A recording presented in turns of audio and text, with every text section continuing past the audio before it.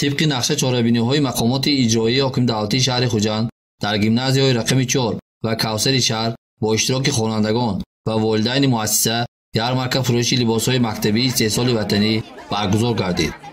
در یارمارکه محصولات تیار لباس مکتبی و ورزشی سیخ‌های دوزندگی رحیمی و امیری و مکتبیان و والدینشان پیشنهاد کرده شد که در برابر صفت خوب داشتن نرخ‌هایش نیز دسترس بودند. من بسیار خرسندم که در همینجا یارمارکه مکتبی تشکیل شده است.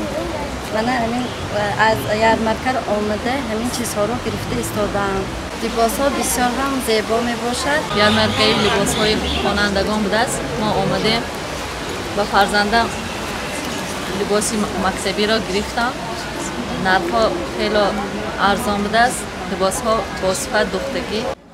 این شرکت‌های وطنی طبق شرطنامه با 3150 نفر خوانندگان گیمنازی رقم 4 و 550 نفر خوانندگان گیمنازی کوثر سر و لباس مکتبی تیار کرده می‌دهند.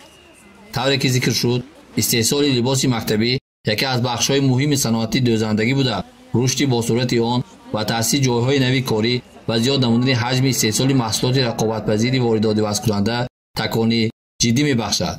حکومت جمهوری برای دستگیری استحصالگران وطنی پیوسته امکانات‌ها فراهم می‌آورد. مأموریت گیمنازی کوثر برای تحکیم همکاری و دسترس نمودن لباس‌های با صفت وطنی با شرکت‌های گوناگون وطنی همکاری متقابل را برآورده است. لباس یگانه مکتبی این نمونه آن است که برابری اجتماعی رو به ما معین میکند و آموزگاران ما نیز در سال خوانشی نوی 2022-23 برای خود با لباس یگانه مکتبی تامین شده. طی 5-6 سال است که ما با همین سیخ دوزندگی شرطنامه داریم و خیلی هم نرخ‌ها دسترس میباشد.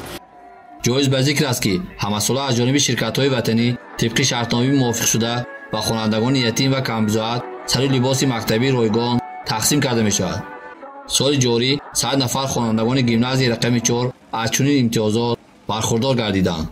هر سال از طرف شرکت رحیمی برای خوانندگانی که از عائله‌های کمبزاعت میباشند لباس‌ها رایگان دسترس کرده میشن. مثلا سال تحصیلی گذشته سال خوانش 2021-2022 قریب 100 نفر خوانندگان که از عائله‌های کمبزاعت بودند با لباس‌های مکتبی رایگان تامین کرده شدند. اساسگار صلح و وحدت ملی پیشوای ملت پرزیدنت مملکت محترم امامعلی رحمان در مجلس وسیع حکومت جمهوری تاجیکستان برای تامین خوانندگان مؤسسه‌های تعلیمی با لباس مکتبی وزارت صنعت و تکنولوژی نو رهبران ولایت‌ها و شهر و ناحیه‌ها را وظیفه‌دار کردند که جهت اصلاح کمبودی‌های در این جاده جای داشته چاره‌های قطعی اندیشند.